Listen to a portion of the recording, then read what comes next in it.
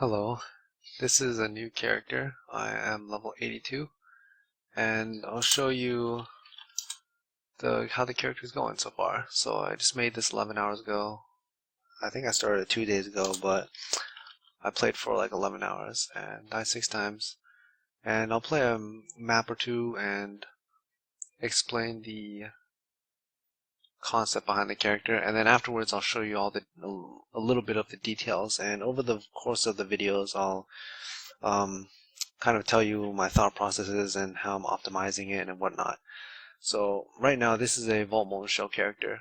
So what that means is I have to kill monsters to be able to use this. It requires souls, which means the monsters must die in order to provide a use vault molten shell use. So when that happens, I'm using vault molten shell, and the way it works is every time I get hit, the vault molten shell will explode and do damage to everything around me. So the way I'm getting hit is I'm hitting myself with Scold's Bridal Helmet. Scold's Bridal Helmet is whenever you use a skill that costs mana, it will deal damage equal to 4 times that mana cost to your character. And that's the way you hit yourself. So each one of those hits will proc Scold's Bridal and do damage. And the rest of the gear is basically I'm using Dual Consuming Dark to convert all to chaos because no reflect and little damage reduction is overall very good. And I have some other stuff to solve, like the things for chaos inoculation characters like Eye of Chayula and stuff like that. And I choose Ascendancy for solving the AoE. Elementalist lets me proliferate the chaos damage by igniting enemies. So that's all the big choices on the character. Go chaos inoculation because you want to be able to hit like really high ES levels. I'm like 82 and like no ES nodes. I'm already 9k, but I do have pretty good gear, so keep that in mind. And I think I hit all the big topics for that. The rest of the gear is just optimizing the resistances and energy shield. You need to hit like decent ES in order to not get dumpstered. And stuff like leeches solve pots and a lot of the accessory options. So let me explain those accessory options and the more detailed look into the character. So Skull's Bridal Helmet, like I said, your skills deal 400% of your mana cost as physical damage. That's how you proc Vault Molten Shell. Now, Vault Molten Shell, as you can see, does a lot of base damage. So in Hideout, my stuff ranges from 22 to 27. And the reason for that is because I have Pendulum Destruction. I'll explain that later. But for now, let me just show you the auras, gem links, pots, jewels, and the tree.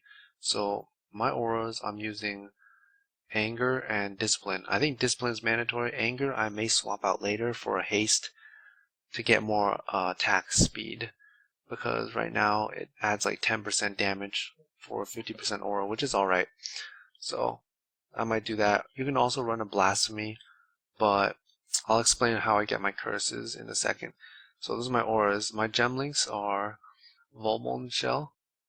Now each level of Vault Molten Shell increases the damage by 17% compared to the last level. So if you stack like 5 levels, it's 1.17 to the 5th power, and that's quite a bit of damage. I use increased AoE because the initial explosion of Vault Molten Shell is extremely tiny. I get a lot of AoE on the tree as well in order to make the explosion hit more monsters, because if you miss a monster, it's really annoying. I use Controlled Destruction because a huge amount of more spell damage. Increased duration, I might drop this later for added chaos because my roll speed is so fast, but this pushes my Vault Molten Shell to 22.3. So on bad layouts, maps, or if your attack speed on Whirling Blades is really poor and low, then you may want this, but I may swap this out later. Void Manipulation, I think this is a must as well. 37% more chaos damage and 10% increased chaos for the quality. Empower, this is a must as well, I think. The plus level of gem gives a lot of damage. 2 levels alone is like 35 to like 40, probably closer to 40% increased damage. As you can see, 17k to 22k, so that's a lot of damage. And if you get a level 4, it's even better. So I think the mandatory ones are Void manipulation, empower, control destruction, increased AoE.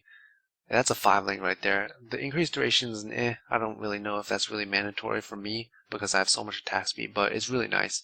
And if you don't use this, then you can choose whatever you want. Maybe like life leech if you don't feel comfortable with the atziri pot. I don't think you need that. Or you can get more damage with added chaos.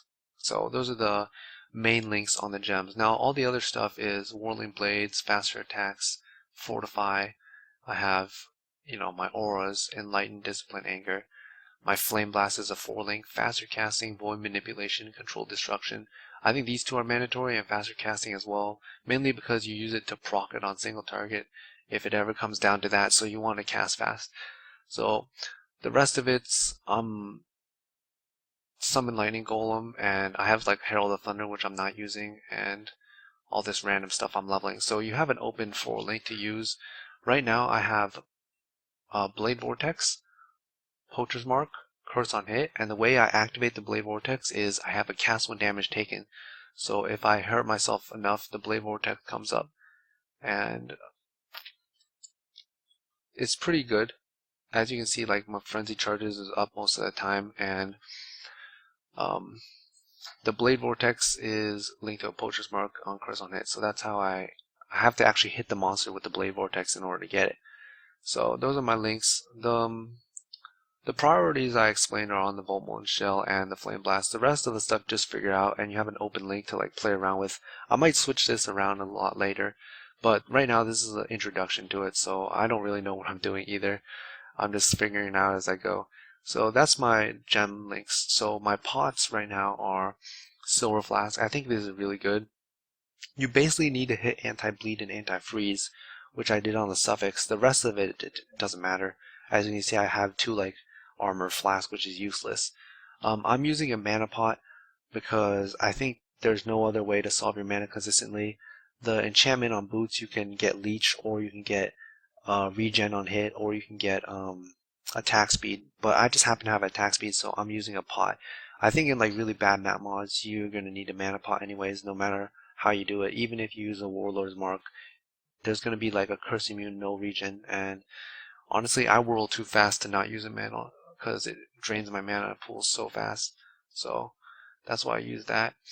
Then I should mention I just got lucky getting an enchantment, bought the scolds for like 2, and I ran the enchantments for boots a little bit. So you don't have to have these enchantments, but they help a little bit for the whirl speed. So my whirl speed in hideout is 287. Anyways, granted, you don't have to use this because it makes it harder to activate cast when damage taken, but it mitigates a lot of the damage so you don't take anything. But it doesn't really matter what you use. Pretty much you just need to hit the suffixes bleed and freeze and atziri pot, and the rest is up to you. I prefer a mana pot because I don't like being in a sticky situation, but if you can pull it off without mana, that'd be pretty good. So the rest of the gear I'm not going to talk about right now, but all you need to know is you need to hit the resistances, and the rest of it is just pushing out as much energy shield as possible. And this belt is reduced flash charge use, as you know, one of my favorite mods. I think it's a great mod. And as I said, you need to hit the minimum requirements for the gears. So as you can see, I have some strength on my gears, which pushed me to 170, which is a little bit too much. But I'll figure that out later and optimize it. You need 155 for a level 20. I think that's how much strength you need. So that's that. Gear is resist, and then push out as much energy shield as possible, and you might need some strength on some other stuff. And my corruption of Chayula is 8% attack speed. You can get the frenzy charge if you like, or if you're really feeling rich, you can do double curse and try to use both poachers and warlords. So that's that. Let me show you the tree real quick, and then that'll be the introduction video. So Elementalist, I obviously choose for the AoE Elemental Conflux, which makes it chill, shock, and ignite when I kill an enemy, with 20% chance of getting it when I kill an enemy. So whenever I kill like a huge pack of monsters, I'll have this for 4 seconds if I get the 20%. And then this is Beacon of Ruin, which has the elemental status effects caused by my skills spread to nearby enemies. So that's how I get my AoE. And these 2 small nodes are damage. This is damage and attack speed. And I chose Pendulum Destruction mainly because I chose Lightning Golem. And Lightning Golem is something that came out today, so it gives I think 10 attack speed. At 21, I think I'll have like 10 if I put in power with it, but I'll have like 9 attack and cast speed. Traditionally, you go Flame Golem, and then you get 40 damage from fire from the Legion Primordial, and then you get another 20 from the increased buff effects. So the Flame Golem has 20 itself. That totals about 80 damage. But if I were to go summon Lightning Golem, I would get extra 4 attack speed compared to this node, and then 9 attack speed from the Golem. And then I'll have to get this node instead, because this wouldn't increase the fire damage due. It would increase the lightning damage, which is useless. And the increased buff effect Golem is going to give me like only 9, whereas this node gives me 4 compared to this one. So I went this path because it's better when you have Lightning Golem. Yeah, in the future I might think about changing the fire, but probably not because my damage is like more than enough. So that's that. The rest of the tree is you want to hit Elemental Overload, and the way you proc this a lot is with your Whirling Blades and with your Blade Vortex that comes up. So if you look in the video, I have this most of the time because it's 8 seconds, and your Consuming Darks give the 60 implicit crit. So my Whirling Blades has 15 crit, but my hit chance is absolute garbage. But that combined with Whirling Blades combined with the Poacher's Mark, with the Blade Vortex, proc this quite often. So you can use this, it's going to be good. The rest of the stuff is just getting jewels.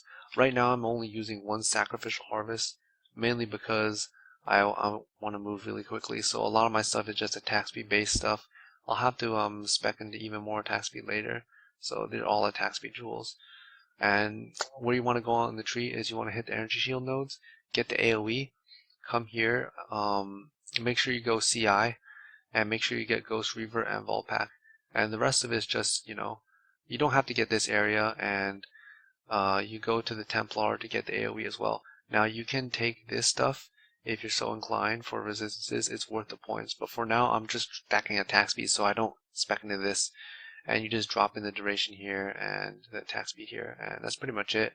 Later on, I'll fill out the energy shield over here and the energy shield over here and use an energy from within and drop more attack speed and so on and so forth, and maybe pick up 4-point jewels. There's a few 4-point jewels that I may or may not get. So that's where you go on the skill tree, and I think I covered everything for the introduction for this character. On the future videos I'll go into more details and the thought processes of the choices I make, so if you want to check that out, look forward to that. So see you guys next time.